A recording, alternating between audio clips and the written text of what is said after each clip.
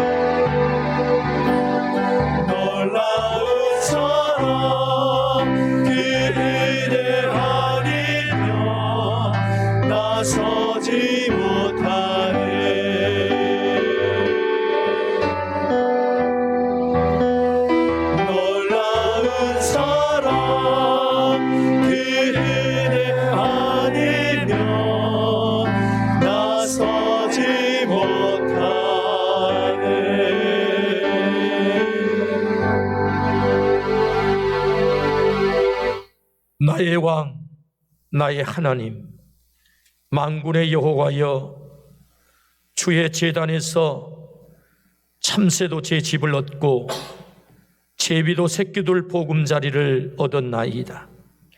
주의 집에 사는 자들은 복이 있나니 그들이 항상 주를 찬송하리이다.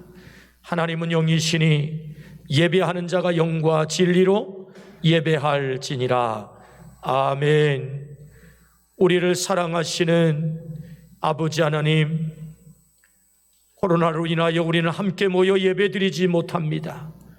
각 가정에서 예배드리는 우리 모든 가족들, 우리 하나님께서 친히 오셔서 만나주시고 만져주시고 말씀하여 주시고 위로하여 주시고 새롭게 하여 주옵소서. 보혈의 피로 우리를 만져주시고 수고롭고 무거운 짐을 다 해결하여 주시며 하나님의 살아계심을 온전히 체험하는 복된 시간 되게 하여 주옵소서. 홀로 하나님께서 영광 받아주시기를 원하올 때 예수 그리스도의 이름으로 기원하옵나이다. 아멘.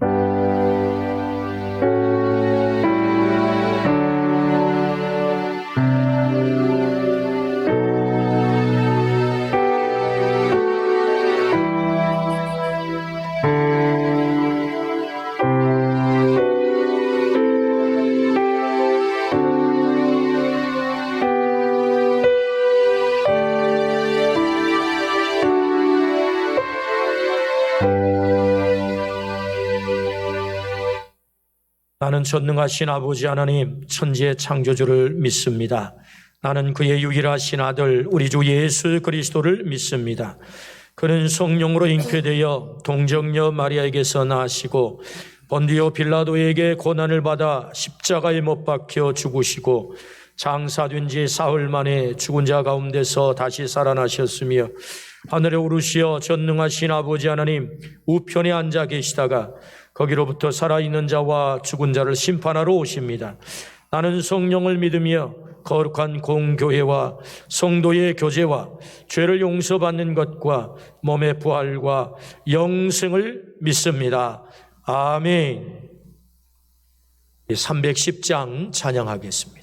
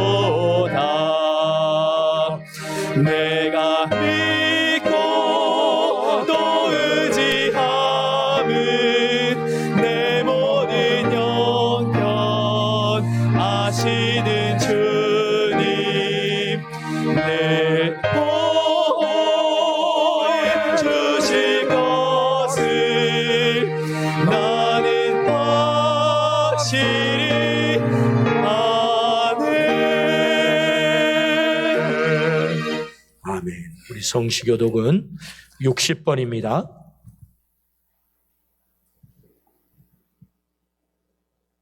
여호와여 주께서 나를 살펴보셨으므로 나를 아시나이다.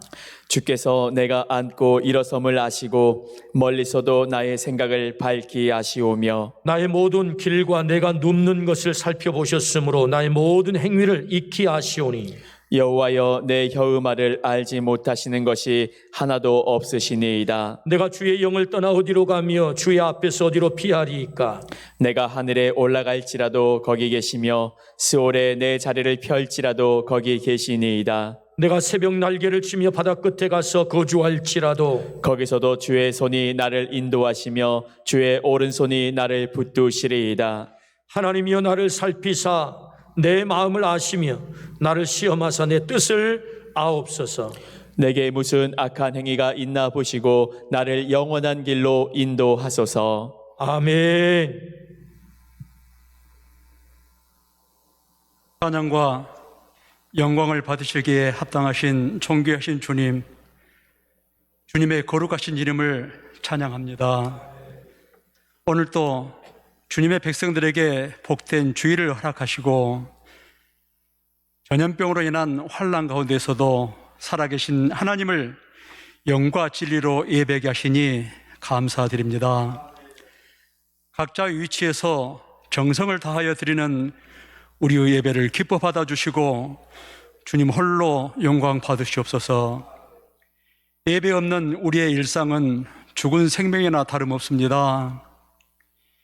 비대면 예배라는 사상 초유의 성도된 우리는 어쩔 수 없는 무력감에 무뎌져 가고 있는 우리의 모습을 돌아보며 회개합니다. 주님의 긍휼하심과 주님의 은혜를 구합니다.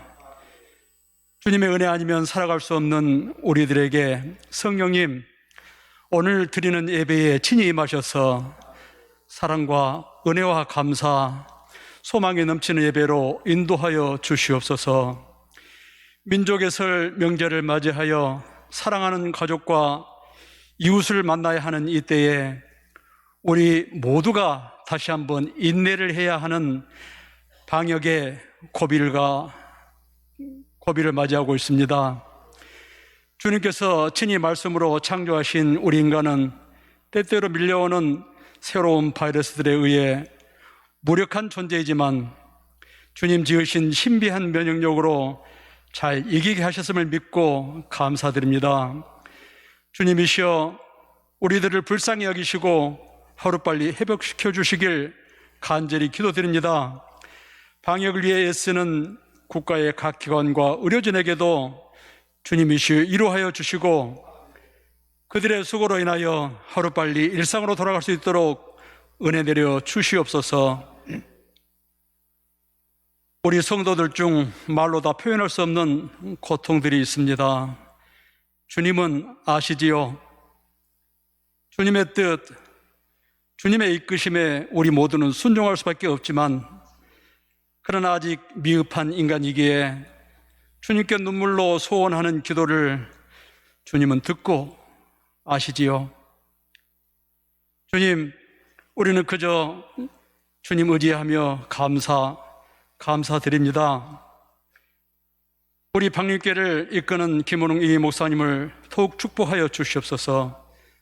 오늘 또 주님의 말씀을 붙들고 대언하는 목사님께 성령이 임하셔서 지혜를 더하여 주시고 주님 주신 권능의 입술을 지켜주셔서 모든 성도들과 더불어 성공하는 예배, 은혜의 예배로 이끌어 주시길 간절히 기도드립니다.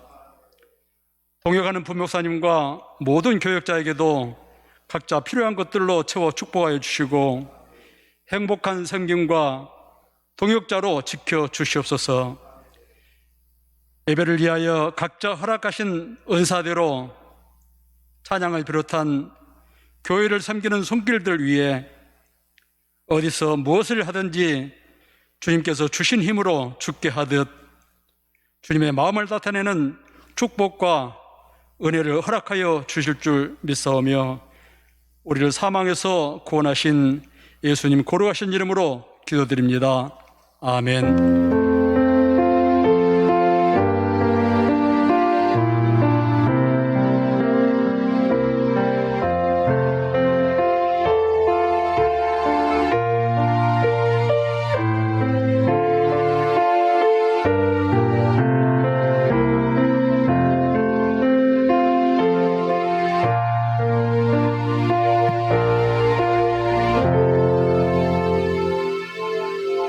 한 주간 우리가 암송한 하나님의 말씀은 히브리서 4장 15절 말씀입니다. 함께 암송하겠습니다. 우리에게 있는 대제사장은 우리의 연약함을 동정하지 못하실 리가 아니요 모든 일에 우리와 똑같이 시험을 받으신 이로되 죄는 없으시니라. 히브리서 4장 15절 말씀. 하나님께서 우리에게 주시는 말씀은 마태복음 28장 18절부터 20절 말씀입니다.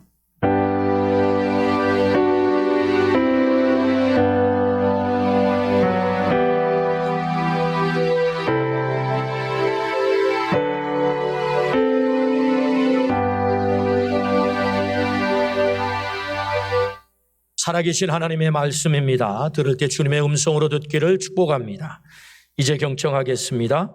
예수께서 나와 말씀하여 이르시되 하늘과 땅의 모든 권세를 내게 주셨으니 그러므로 너는 가서 모든 민족을 제자로 삼아 아버지와 아들과 성령의 이름으로 세례를 베풀고 내가 너희에게 분부한 모든 것을 가르쳐 지키게 하라. 볼지어다 내가 세상 끝날까지 너희와 항상 함께 있으리라 하시니라. 아멘. 송점덕 권사님 찬양으로 하나님께 영광 올리겠습니다.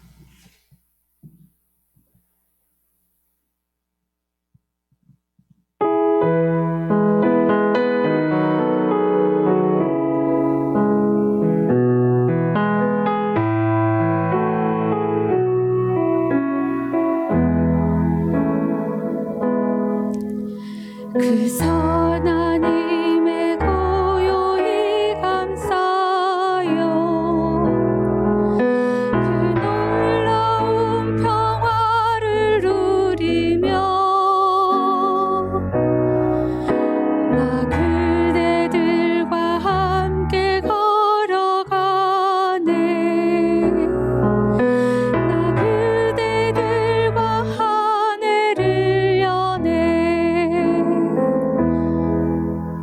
지나가 넘을 어둠의 날들이 무겁게 나 영혼 짓눌러도 오 주여 우릴 외면치 마시고 약속의 구원을 이루소서 그 선하님이 우릴 감싸시니 믿음으로 일어날 일 기대하네 주 언제나 우리와 함께 계셔 하루 또 하루가 늘 새로워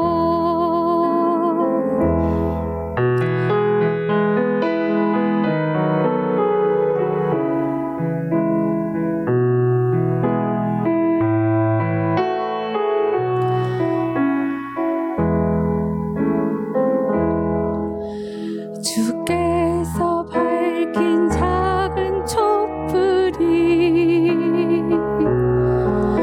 어둠을 헤치고 타오르네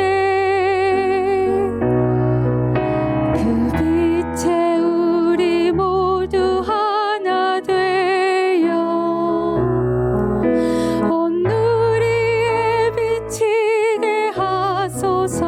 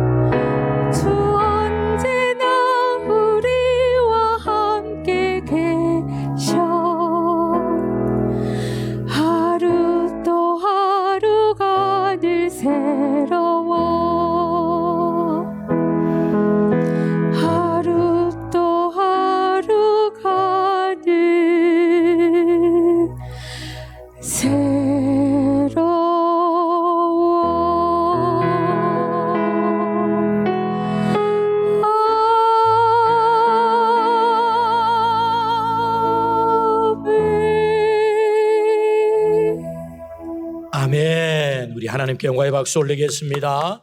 아멘, 아멘. 우리 하나님께서 크게 영광 받으신 줄로 믿습니다.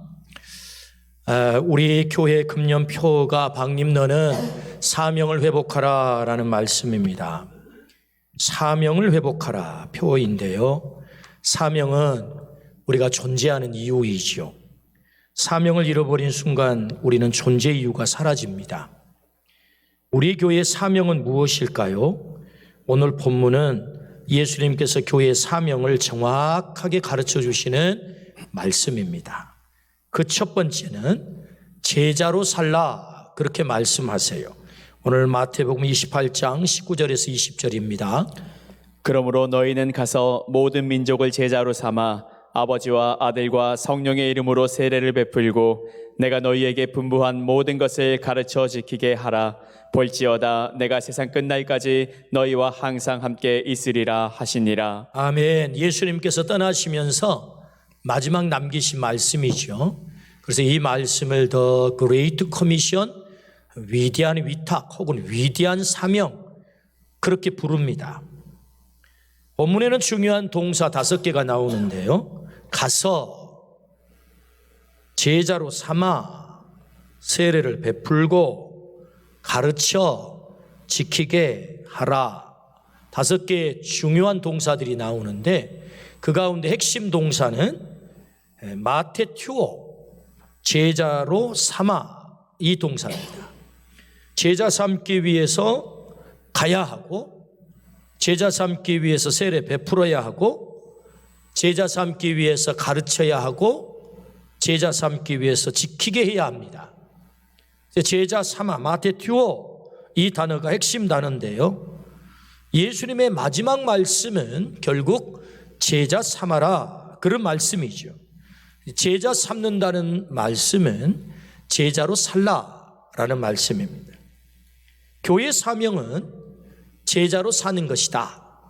이렇게 정리할 수 있겠지요. 누가 교회입니까? 예수 그리스도를 구주로 고백하여 하나님의 자녀된 우리가 교회라고 한다면 우리가 어떻게 살아야 된다는 것입니까? 제자로 살아야 된다. 그것이 교회의 사명이고 우리 자신의 사명이다. 정확하게 말씀하죠. 그럼 제자는 어떤 사람입니까? 제자란 예수님을 배우는 사람, 예수님을 따르는 사람, 예수님을 닮는 사람, 예수님의 사상과 가치관으로 무장한 사람, 예수님의 사명에 목숨을 거는 사람, 그 사람이 예수님의 제자죠. 우리가 이런 제자가 되기를 축복합니다. 그렇다면 제자는 뭘 배워야 되고 뭘 따라야 되고 뭘 닮아야 됩니까? 복음서에 나오는 예수님의 모든 것이죠. 성경 복음서에 나오는 그 모든 것을 배워야 되고 따라야 되고 닮아야 되는 거죠. 예수님의 가르침, 예수님의 기도, 예수님의 눈물, 예수님의 용서, 예수님의 십자가, 하나님의 나라를 이루시기 위해서 이 땅에 오셔서 행하신 그 모든 것을 배우고 따르고 담고, 그것이 제자의 마땅한 본분이죠. 이 모든 것을 한 단어로 축약한 말씀이 있습니다. 마태복음 22장 37절부터 40절 말씀입니다. 예수께서 이르시되 내 마음을 다하고 목숨을 다하고 뜻을 다하여 주 너의 하나님을 사랑하라 하셨으니 이것이 크고 첫째 되는 계명이요 둘째도 그와 같으니 내 이웃을 내 자신같이 사랑하라 하셨으니 이 두 계명이 온 율법과 선지자의 강령이니라. 아멘. 온 율법과 선지자의 강령이다. 이 말은 성경 전체다. 그 말이. 예수님 당시에는 구약 성경밖에 없었잖아요. 그러니까 구약 성경 율법과 선지서가 구약 성경 전부잖아요. 물론 거기 역사서가 포함이 됩니다만은 율법과 선지자의 강령이다. 이 말은 전부다. 그런 말이죠. 그 전부의 말씀이 뭐죠? 하나님 사랑, 이웃 사랑이라는 거죠. 그러니까 사랑이라는 단어로 정리가 가능하다. 성경 전체를 사랑으로 예수님이 정리를 하셨어요. 제자로 산다는 말은 곧 사랑으로 산다는 말이죠. 제자로 산다는 말은 곧 사랑으로 산다. 요한복음 13장 24절에서 35절입니다. 새 계명을 너희에게 주노니 서로 사랑하라. 내가 너희를 사랑한 것 같이 너희도 서로 사랑하라. 너희가 서로 사랑하면 이로써 모든 사람이 너희가 내 제자인 줄 알리라. 할렐루야. 우리가 제자로 증명되는 사건이 있는데 그것은 서로 사랑하면 세상의 사람들이 그리고 내가 너를 제자로 인정해. 이렇게 나오죠. 이로써 모든 사람이 너희가 내 제자인 줄 알리라. 사랑하면 너희가 내 제자로 증명되는 거야 라고 말씀하지요. 그러므로 교회의 사명은 제자로 사는 것이고 제자는 사랑하는 사람이다. 고로 교회의 사명은 사랑이다. 이렇게 정리할 수 있겠지요. 방님 너는 사명을 회복하라. 뭘 회복하라는 것입니까? 제자로 사는 삶을 회복하라 라는 말씀이고 곧 사랑을 회복하라 라는 말씀이지요. 오늘 우리 모두가 교회의 사명인 사랑을 회복하기를 주의 이름으로 축원합니다. 제자로 사는 삶을 회복하기를 축복합니다. 그것이 우리로 하여금 이 시대에 주님이 원하는 거죠. 그렇다면 사명 회복은 제자로 사는 것이고 제자로 사는 것은 사랑으로 사는 것이다 라고 우리에게 말씀하셨어요. 그렇다면 그 사랑은 어떤 사랑일까요? 그 첫 번째는요, 하나님을 사랑하라 라고 말씀하세요. 하나님 사랑이다. 어떤 사랑이냐? 하나님 사랑이다. 오늘 본문 37절 38절 예수께서 이르시되 내 마음을 다하고 목숨을 다하고 뜻을 다하여 주 너의 하나님을 사랑하라 하셨으니 이것이 크고 첫째 되는 계명이요. 주 너의 하나님을 사랑하라. 어떻게요? 마음, 목숨, 뜻 다해서 사랑하라. 그렇게 말씀하죠. 너의 전 존재를 들여서 사랑하라. 우리가 하나님을 우리의 전 존재로 사랑하기를 축복합니다. 아멘. 우리가 하나님 사랑하면 하나님이 우리를 사랑하세요. 내가 한 개를 사랑하면 하나님은 우리를 100개를 사랑하고요, 1000개를 사랑하세요. 우리가 작은 사랑을 하나님 앞에 보이면 하나님은 어마어마한 큰 사랑으로 우리에게 갚아주시죠. 할렐루야. 창세기 22장 12절 말씀입니다. 사자가 이르되 그 아이에게 내 손을 대지 말라. 그에게 아무 일도 하지 말라. 내가 내 아들 내 독자까지도 내게 아끼지 아니하였으니 내가 이제야 내가 하나님을 경외하는 줄을 아노라. 하나님을 사랑한 아브라함이요, 하나님을 너무너무 사랑했어요. 그래서 어떻게 하지요? 독자 이삭을 하나님께 바칩니다. 마음, 목숨, 뜻을 다해서 하나님을 사랑하는 모습이죠. 그러면 이 말씀을 기록할 때 아브라함의 이 엄청난 사랑을 하나님이 보셨잖아요. 그럼 어떻게 기록해야 되겠어요? 내가 이제야 네가 하나님을 사랑하는 줄 아노라 이렇게 기록해야 되잖아요. 근데 그렇게 성경은 기록하지 않고 하나님을 경외하는 줄 아노라 이렇게 표현을 했단 말이에요. 그러니까 우리가 하나님을 사랑한다 라고 하는 표현은요, 성경에 하나님을 경외한다라고 표현을 해요. 하나님을 사랑하는 구체적인 이 아브라함의 행위를 하나님은 경외라고 표현을 했다는 것입니다. 경외라는 말은 경배하고 두려움으로 섬기는 것입니다. 경배하고 두려움으로 섬기는 것. 그래서 경외는 반드시 예배로 나타나게 돼 있어요. 사랑하면요, 구체적인 어떤 액션, 행위가 나오잖아요. 행위. 우리가 그 사람을 사랑하면 어떻게 해요? 자꾸 손잡고 싶잖아요. 만지고 싶잖아. 또 사랑이 더 깊어지면 뽀뽀하고 싶잖아. 사랑의 행위죠. 그뿐입니까? 또 허그하고 싶잖아요. 안고 싶고. 그뿐입니까? 긴 시간 데이트하고 싶잖아요. 그것도 부족하니까 어떻게 하죠? 함께 결혼해서 살아버리죠. 그게 뭐예요? 사랑의 행위죠. 사랑의 행위. 그러니까 우리가 하나님을 사랑한다. 그 사랑한다는 표현을 경외라고 표현을 했는데요. 그러니까 이 하나님을 경외한다라고 하는 말은 반드시 그 행위가 예배로 나타나게 돼 있다고요. 하나님을 경외한다, 그 말은 하나님을 예배한다라는 말이에요. 구체적인 우리의 사랑의 행위는요, 반드시 예배하게 돼 있습니다. 그래서 아브라함의 사랑은요, 예배로 나타나요. 예배로. 그래서 이제야 네가 나를 경외하는 줄 아노라. 아브라함이 예배에 성공하죠. 독자 이삭을 드림으로 예배에 성공해요. 이 예배 성공한 아브라함에게 하나님이 어떻게 하시죠? 엄청난 복을 약속하시죠. 그리고 실제로 그 복을 주시죠. 너로 큰 민족을 이루게 하겠다. 이름을 창대하게 하겠다. 내가 너를 복으로 만들어주겠다. 내가 너에게 땅을 주겠다. 대적의 성문을 얻게 하겠다. 할렐루야. 우리가 하나님을 예배함으로, 예배에 성공함으로 아브라함이 누린 이 복을 누리기를 주의 이름으로 축원합니다. 뿐만 아니라 하나님을 경외함으로, 아브라함이 하나님을 온전히 경외함으로 이 엄청난 복을 누리게 되죠. 시편 5장 7절입니다. 오직 나는 주의 풍성한 사랑을 힘입어 주의 집에 들어가 주를 경외함으로 성전을 향하여 예배하리이다. 두 번째 가라면 서러워할 정도로 하나님을 사랑했던 사람이 있는데 그가 다윗이지요. 다윗이 하나님을 사랑했어요. 그 사랑을 어떻게 표현합니까? 주를 경외함으로. 성전을 향하여 뭐해요? 예배하리라. 그러니까 주의 집에 들어가서 뭐해요? 예배하는 거예요.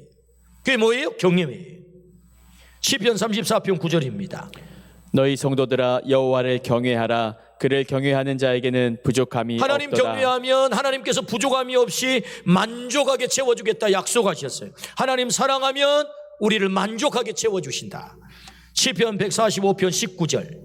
그는 자기를 경외하는 자들의 소원을 이루시며 또 그들의 부르짖음을 들으사 구원하시리로다. 소원을 이루고 싶다면 하나님 경외하기를 축복합니다. 하나님 사랑하면 하나님 우리의 소원을 이루어 주세요. 부르짖을 때 그 기도를 들으시고 우리를 구원해 주세요. 그러니까 하나님 사랑하면 하나님은 우리에게 이 놀라운 복을 약속하신다는 거죠. 하나님 사랑은 주상적인 것이 아닙니다. 뜬구름 잡는 것이 아닙니다. 마음, 목숨, 뜻 따위에서 경외하는 거죠. 다시 말해 예배하는 것입니다. 그러니까 하나님을 사랑하라 라고 말씀하셨는데 그 사랑이 구체적으로 어떻게 나타나요? 예배로 나타나요. 예배. 여러분 이 예배에 우리의 목숨을 걸기를 주의 이름으로 축원합니다. 교회의 사명이 뭐예요? 예배 드리는 거죠. 그러니까 방님 너는 사명을 회복하라. 그 사명을 회복하는 것은 제자로 사는 것인데 제자는 누구냐? 사랑의 사람이다. 어떤 사랑? 하나님 사랑하는 거예요. 하나님의 사랑은 구체적으로 어떻게 나타나요? 경외로 나타나는데 그 경외는 곧 예배로 나타나는 거다. 그러므로 오늘 우리가 예배가 회복되기를 주의 이름으로 축원합니다. 하나님을 사랑해야 돼요. 이 시대에 우리가 꼭 회복해야 되는 것이다. 2월 1일 며칠 되지 않았죠? 2월 1일 윤태호 중앙사고수습본부 방역 총괄 반장은 한 기자가 질문을 했어요. 5인 이상 사적인 모임 하지 말라고 하면서 왜 교회는 10% 혹은 20% 대면 예배를 허락합니까? 그때 이렇게 대답을 해요. 교회의 경우 밀집도가 낮고 사전에 방역 조치들이 이루어져 지금까지 대면 예배를 통한 감염은 거의 없었다.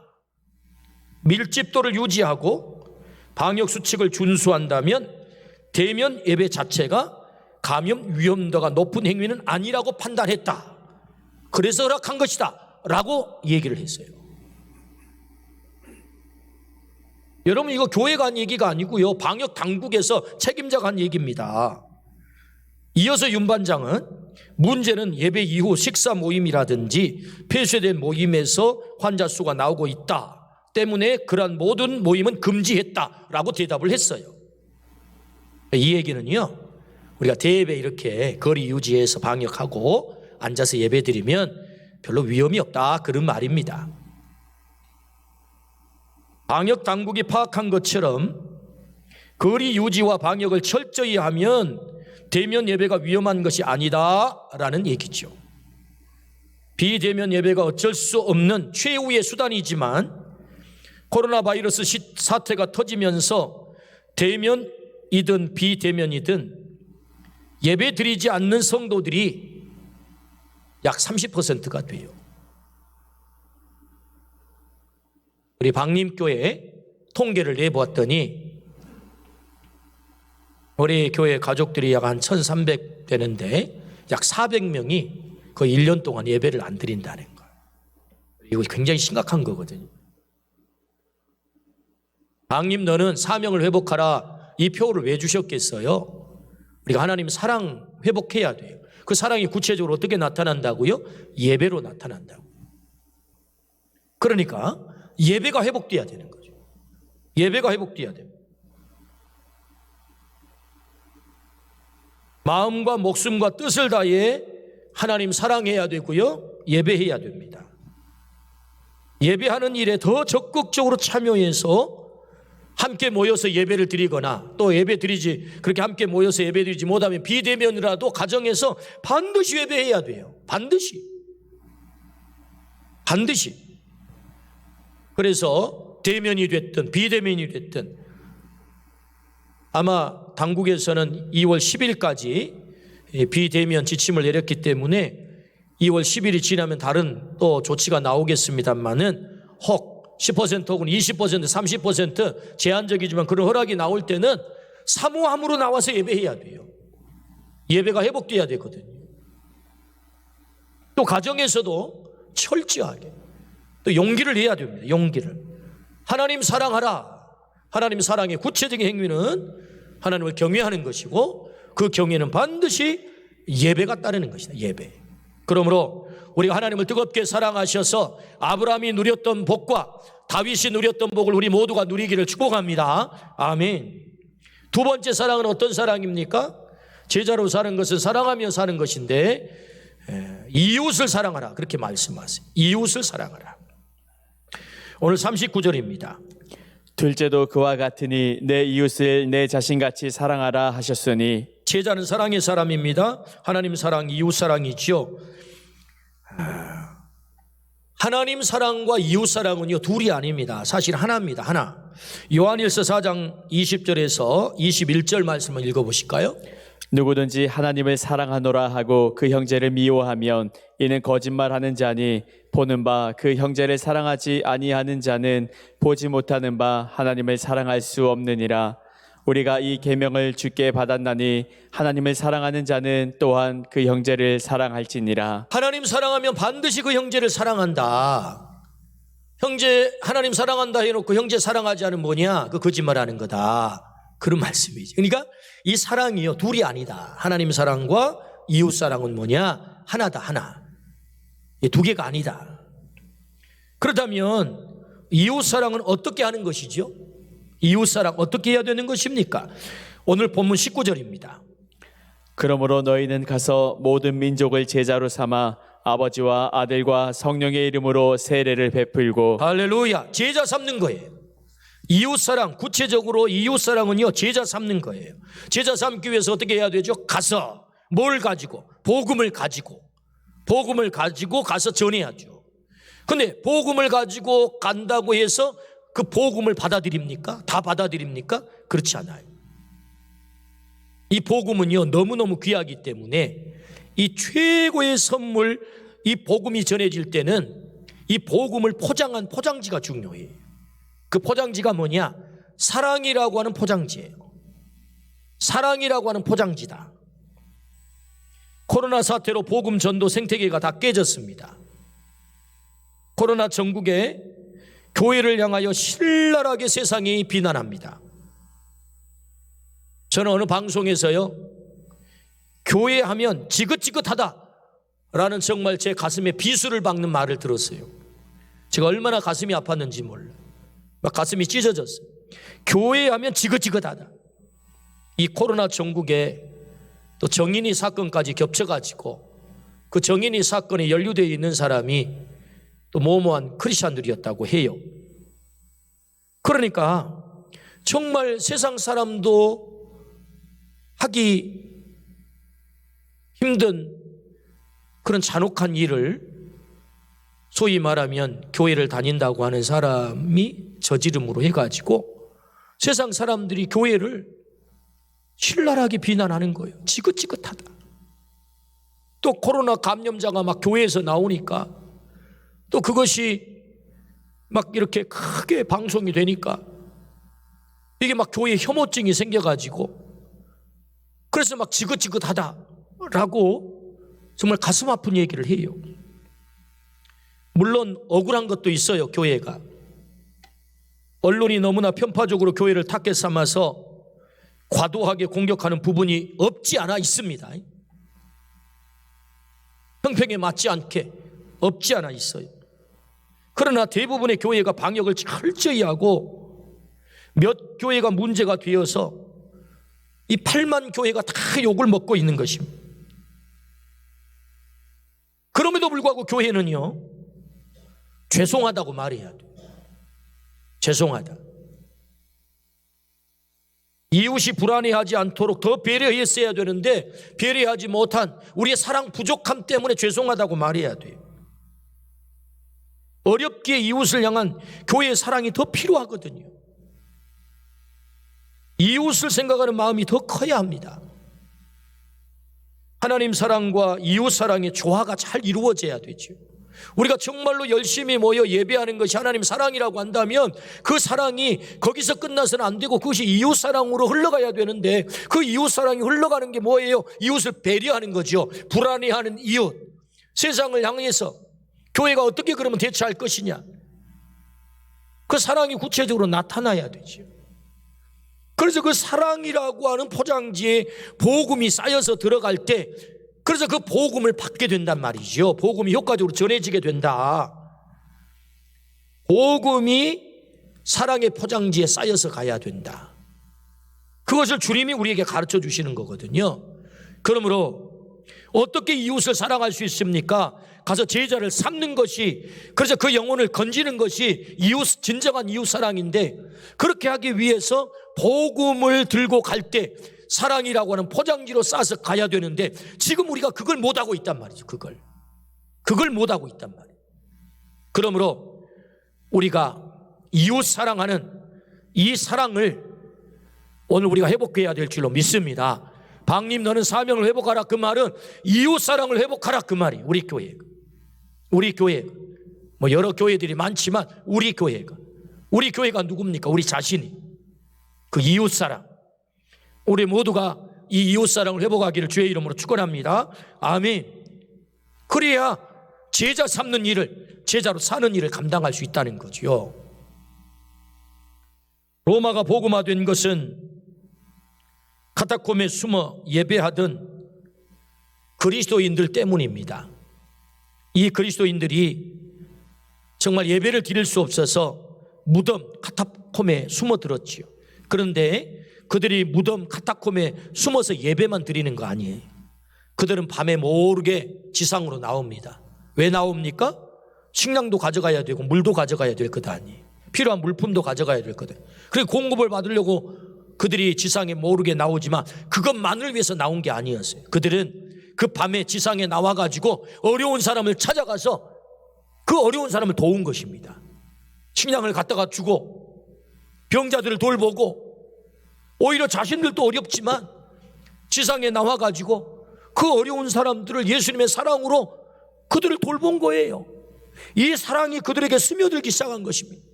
사랑을 베풀 때 그 사랑이 스며들고 결국 복음이 스며들어서 로마를 복음화시킨 줄로 믿습니다. 이렇게 된 거라고. 이게 차고 넘쳐서 사랑했다는 얘기가 아니고요, 무덤에 숨어 살면서도 그들은 지상에 올라가 어려운 사람들을 사랑했던 거죠. 그래서 복음화가 된 거예요. 우리나라가 어떻게 복음화가 됐습니까? 선교사들이 들어왔던 초창기 1800년대 말, 그때 많은 역병이 돌았어요. 역병. 대표적인 콜레라. 요새야 뭐 의료가 발달해가지고 콜레라 뭐 쉽게 우리가 치료할 수 있지만 당시에는 콜레라가 휩쓸고 가면 수많은 사람이 죽습니다. 그런데 콜레라가 역병이 돌아가지고 사람들이 막 죽어 자빠지는데 사람들이 다 도망치는데 그 환자들 향해 달려간 사람이 있었다는 거예요. 누굽니까? 선교사들이 예수 믿는 선교사들이. 그래가지고 왔던 의사 선교사들, 선교사님들이 콜레라 환자들을 찾아간 거예요. 그들을 치료하고 그들을 돌보고 그 사랑의 감복을 한 거예요. 뿐만 아니라 사람 대접받지 못했던 천민들을 찾아가서 사람을 대접합니다. 고종의 주치의였던 에비슨, 그 에비슨 선교사님은 나중에 세브란스를 세우죠. 그 에비슨 선교사님은요, 당시 천민이었던 백정 박성춘을 치료를 해요. 이 박성춘은요, 백정입니다. 백정은 누굽니까? 당시 천민이에요. 사람 대접 못 받습니다. 이름도 별로 없어요. 그런데 이 박성춘이 에비슨이라고 하는 선교사를 통해 가지고 치료를 받고, 와, 이것이 예수 믿는 사람이구나, 감복을 하고 예수님을 믿게 돼요. 그래서 무어 선교사님에게 세례를 받거든요. 그리고는 자신에게 아들 박봉출이 있었는데, 야, 너도 예수 믿어야 산다, 너 예수 믿어야 소망이 있어. 그래가지고 자신의 아들도 예수님을 믿게 만들어요. 그래가지고 무어 선교사님이 그래 정말 가난하고 천민들 데려다가 뭐 했냐, 공부를 시켰어요. 공부를. 그래서 이 박봉칠이라는 아이도 가가지고 공부를 하는데 얘가 똘똘하거든요. 야, 너 여기서만 공부하지 말고 저 에비슨 선교사님한테 가서 의학을 좀 배워라, 의학을. 그래가지고 가서 의학 공부를 해요, 봉출이가. 그래서 의학 공부를 하고 졸업을 해가지고 우리나라의 최초의 서양 의사가 되게 되는데, 그 사람이 누구냐? 박서양이라는 의사예요. 이름을 바꿔줬어요. 빛을 서자에 태양 양자, 태양이 비추는 사람이다. 너는 예수님 태양이 너에게 비춰서 네 인생이 바꿔줬어. 이름도 그래서 바꿔줬거든요. 그래서 그는 독립운동가가 되고 과학자가 되고 교수가 되고 의사가 되어서 어떻게 해요?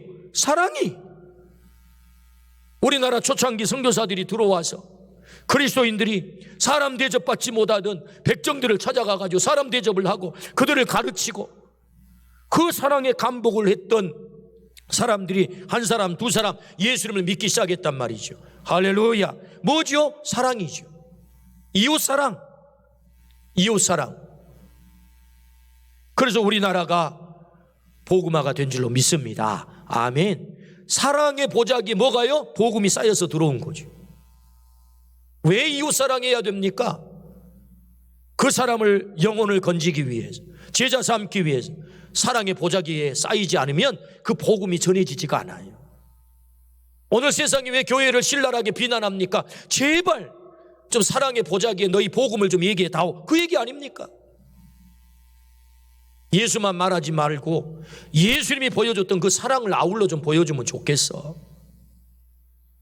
오늘 우리가 그 사랑의 보자기에 복음을 전해 제자를 삼는 이 일을 감당하기를 주의 이름으로 축원합니다. 아멘.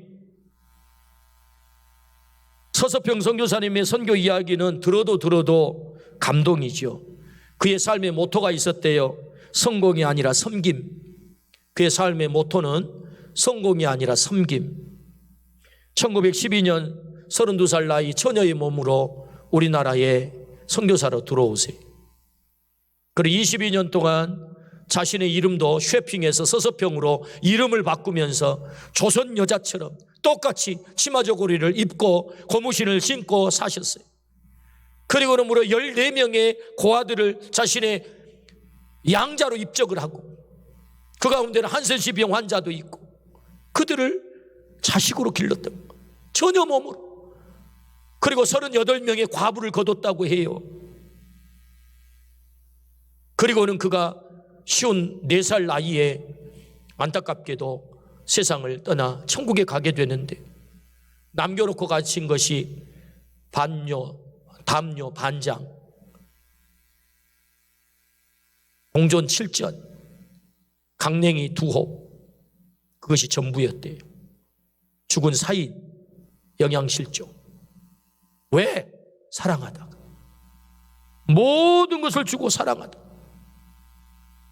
우리나라가 어떻게 복음화가 된 것입니까? 세계 유례가 없는 그 사랑 때문이에요. 그 복음이 사랑에 쌓여서 왔다는 거죠. 사랑에 쌓여서 왔다. 오늘 우리에게 이 사랑이 회복되기를 주의 이름으로 축원합니다. 세상은요, 우리가 성경을 몇 번 읽었는지, 기도를 몇 시간 하는지, 예배를 몇 번 드렸는지, 세상은 그것에 대해서 관심이 없어요. 이게 중요하지 않다는 얘기가 아니에요. 우리에게는 이게 너무너무 중요해요. 우리에게는 너무너무 중요해요. 무엇을 위해서 성경을 읽고, 무엇을 위해서 기도하고, 무엇을 위해서 예배하느냐? 사랑하기 위해서죠. 세상은 그래서 사랑만 보이는 거예요. 세상은 우리의 사랑만 봐요. 때문에 주님은 우리에게 말씀하세요. 이웃을 내 몸과 같이 사랑하라. 그것이 제자 삼는 길이야. 그것이 너의 사명을 감당하는 길이야 라고 말씀하세요. 오늘 우리에게 이 사랑이 회복되기를 주의 이름으로 축원합니다. 아멘. 마지막 남극의 펭귄, 황제 펭귄 얘기를 하고 말씀을 맺겠습니다. 남극에는요 황제 펭귄이 산대요. 남극의 평균 기온이 마이너스 40도랍니다. 가장 낮게 최저 기온은 낮게 내려갈 때는 마이너스 89도까지 내려간다고 해요. 거기에는 엄청나게 센 강풍이 부는데 블리자드라고 하는 바람이 불면 시속 253km로 그 바람이 분대요. 그런데 놀라운 것은요, 이 극한의 추위 속에서 펭귄, 황제 펭귄은요 알을 낳아가지고 부화를 시키는 거예요. 이게 가능할까요? 그런데 그렇게 펭귄은 살아가요.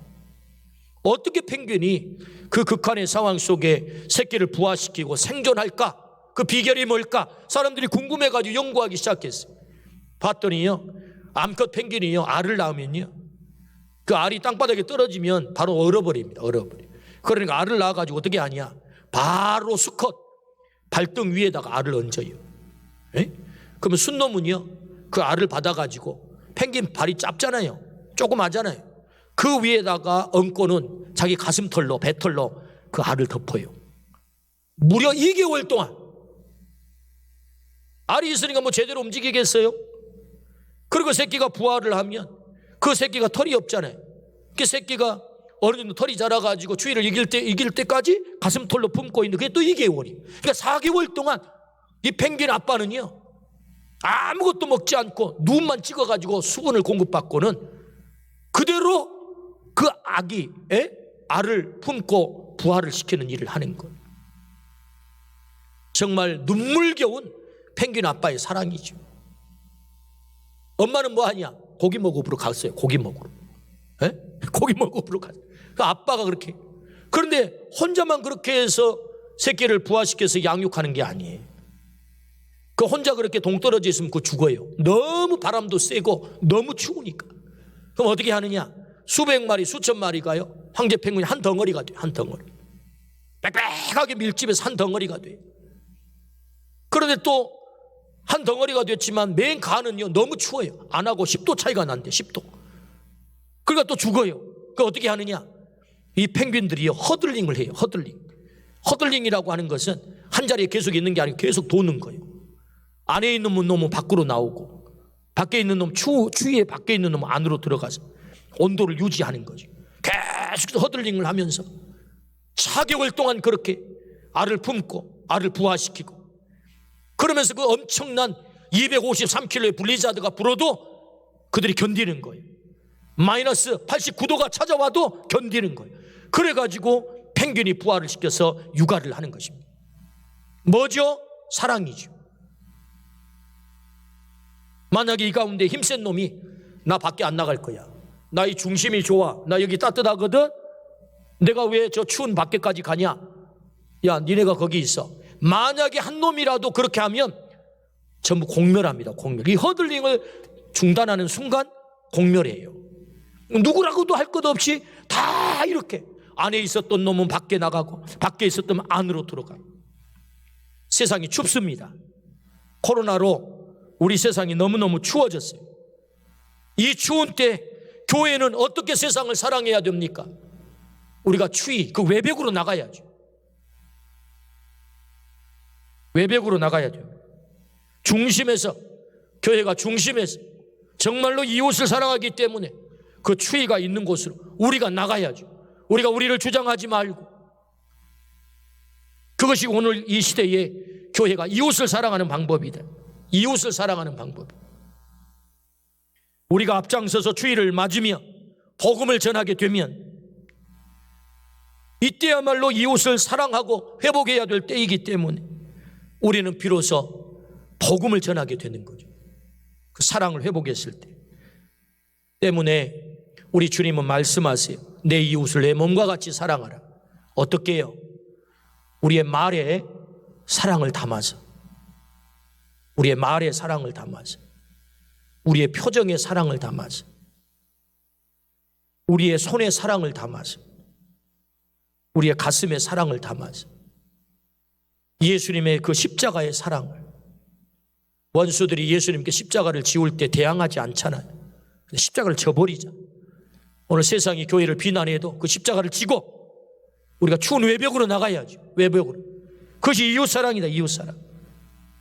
용서를 선언하고, 그 십자가의 사랑이 인류를 구원했다면 오늘도 사랑이 이웃을 구하는 거죠. 이웃을 내 몸과 같이 사랑하라. 이 사랑이 우리에게 회복되기를 주의 이름으로 축원합니다. 그때 우리의 입으로 복음이 전해지면 그 사람의 영혼을 건지고 그를 제자 삼을 수 있는 거지. 오늘 주님 우리에게 말씀하세요. 사명을 회복하라고. 그 사명 회복이 무엇입니까? 너 제자로 살아라. 제자로 산다는 것이 무엇입니까? 너 사랑의 사람이 돼야 돼. 어떻게 해요? 어떤 사랑을 해요? 하나님 사랑해야 된다. 하나님께 예배하는 것이 사랑이고, 그리고 그 예배가 이웃 사랑으로 흘러가야 돼. 내 이웃을 내 몸과 같이 사랑하라. 우리 주님 말씀하세요. 사랑이 우리를 살립니다. 허들링이 중단되면 공멸합니다. 다 죽습니다. 이 어려운 때에 우리가 추위가 있는 외벽으로 오늘 우리가 나가야 돼. 그 이웃 사랑이 우리를 다 생존하게 할 것입니다. 어디서부터 사랑해야 됩니까? 이웃, 내 가족부터, 그리고 우리 공동체, 우리 이웃, 우리 나라, 우리 나라를 벗어나 또 타국까지 함께 더불어 허들링을 멈추지 말고 어렵고 힘든 자리로 우리가 찾아가면 하나님은 그 사랑을 통해서 우리 모두를 생존시켜 주실 줄로 믿습니다. 박님, 너는 사명을 회복하라. 이 사랑이 우리 모두에게 회복되기를 주의 이름으로 축원합니다. 아멘. 기도하십시다. 하나님 아버지 감사합니다.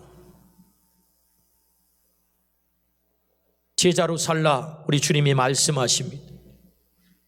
제자로 사는 것은 사랑하며 사는 것이다 말씀하셨습니다. 하나님을 뜨겁게 사랑하게 하여 주옵소서. 이웃을 뜨겁게 사랑하게 하여 주옵소서. 하나님, 그래서 우리의 손발을 통하여서 구체적인 사랑이 흘러가게 하여 주옵소서. 사랑이 멈추는 순간 우리는 다 공멸하게 된다 가르쳐 주셨으니 주님, 내 가족에서부터 내 이웃에게, 우리 공동체 구체적으로 우리가 사랑의 사람으로 살게 하여 주옵소서. 그 사랑이 우리에게 회복되게 하여 주옵소서. 예수 그리스도 이름으로 감사하며 기도드리옵나이다. 아멘. 찬송 323장입니다.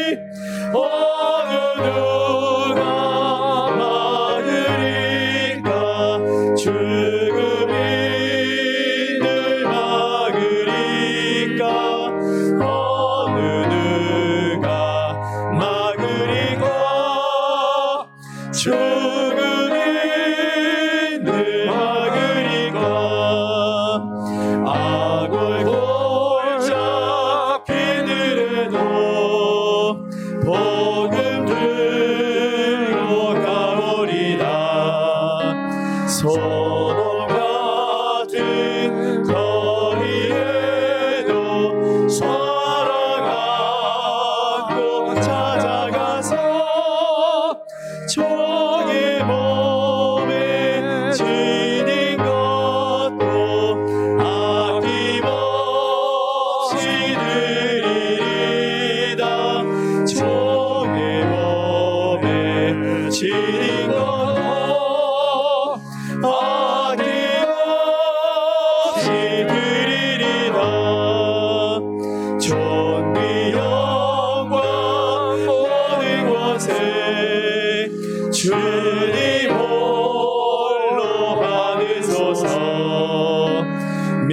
지쳤네 십자가는 제가 지고 가오리다 이름 없이 빛도 없이 감사하며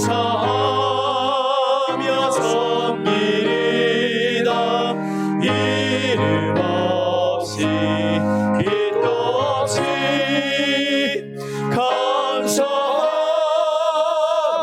섬기리다 아멘.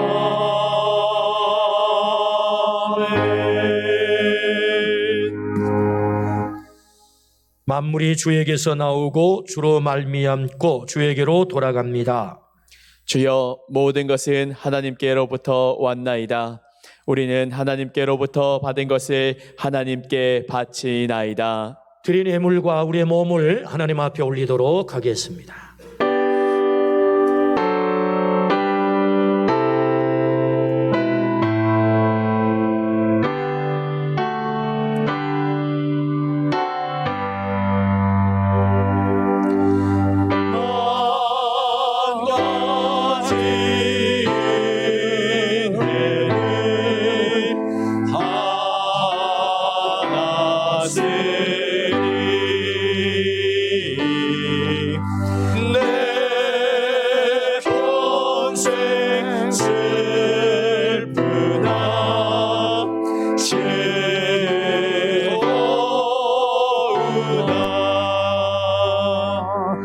이 몸을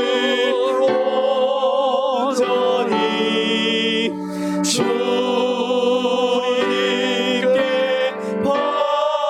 바쳐서 주님만 위하여 늘 살겠네.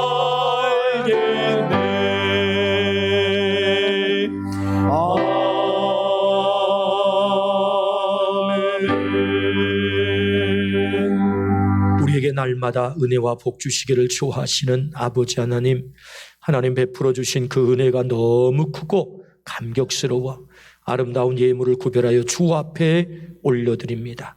정성을 다하여 드리는 이 귀한 예물을 하나님 기쁘게 받으시고 우리의 삶의 터전에, 우리의 일터에, 우리의 가정에, 우리가 살아가는 모든 현장에 하늘문을 여시고 부족함이 없도록 풍성하게 채워 주옵소서. 코로나로 인하여서 직장이 어려워지신 분, 일터가 어려워지신 분, 또 구조 조정 때문에 일터를 잃어버리신 분, 아버지 하나님 장사가 되지 않아서 가슴을 치신 분, 여러 어려운 우리의 가족들이 있습니다. 우리 하나님이여, 저들의 삶 가운데 함께하여 주시고 위로하여 주시고 이길 수 있는 힘을 허락하여 주시고 하늘문을 여셔서 저들의 삶 가운데 형통함의 복이 있게 하여 주옵소서. 특별히 사업을 하는 모든 우리의 가족들, 하나님이 어려운 때에 하나님의 살아계심이, 전능하심이 저들의 삶에, 저들의 일터 위에, 사회 현장에 있게 하여 주옵소서. 우리 젊은이들 하나님 일터를 찾기 위해서 동분서주하며 애타는 마음으로 준비하고 있습니다. 우리 하나님께서 저들의 앞길을 활짝 여셔서 꿈과 비전을 온전히 이룰 수 있도록 하나님 은혜를 베풀어 주옵소서. 질병으로 고통당하는 우리 가족들에게 치유의 광선을 허락하시고 깨끗이 회복시켜 주시되, 병상에 투병하고 있는 우리의 가족, 암으로 투병하고 있는 우리 환우들 하나님의 기적을 허락하셔서 속히 일어나게 하시고, 뿐만 아니라 아직도 주님 앞에 돌아오지 못한 불신의 우리 가족들이 온전히 참으로 믿음으로 하나가 되게 하시고 복음이 저들의 가슴 속에 싹이 트게 하시고 주 앞에 와서 구원의 감격을 함께 누리게 하여 주옵소서. 하나님 아버지, 우리나라의 코로나 방역 당국 앞장서에 수고하는 귀한 손길들을 기억하시고 저들의 그 헌신, 저들의 그 수고가 헛되지 않아 속히 우리 모두가 이겨내 일상으로 돌아가는 은혜를 허락하여 주옵소서. 감사를 드려올 때 예수 그리스도의 이름으로 기도드리옵나이다. 아멘.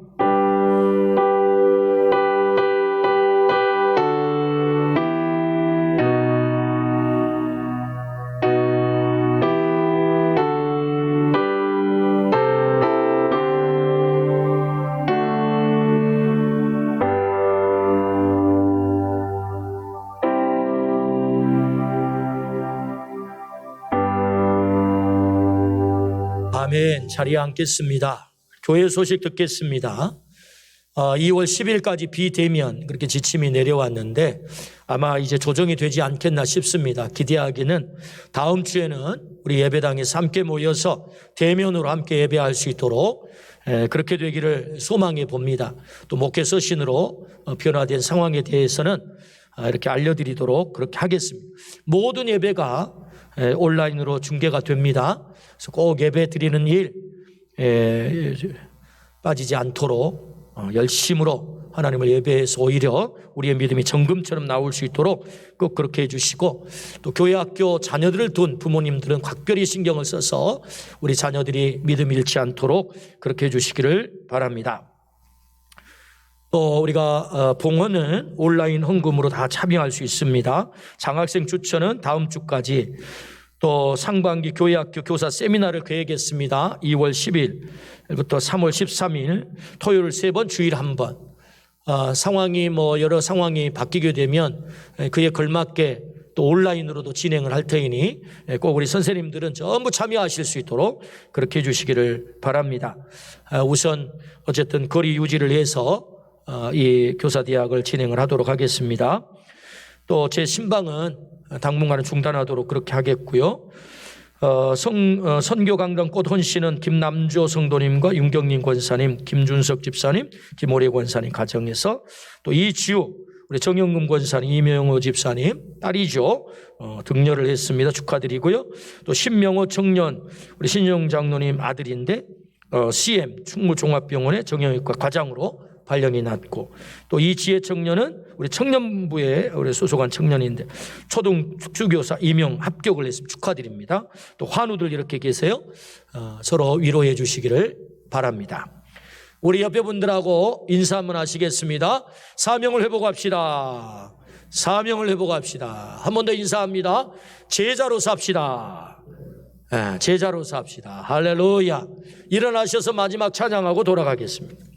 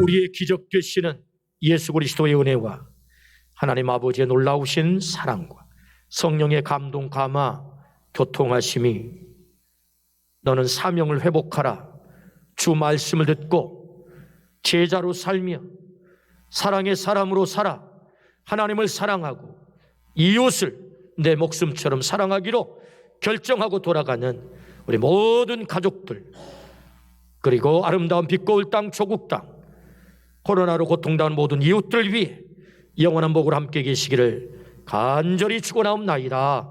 아멘.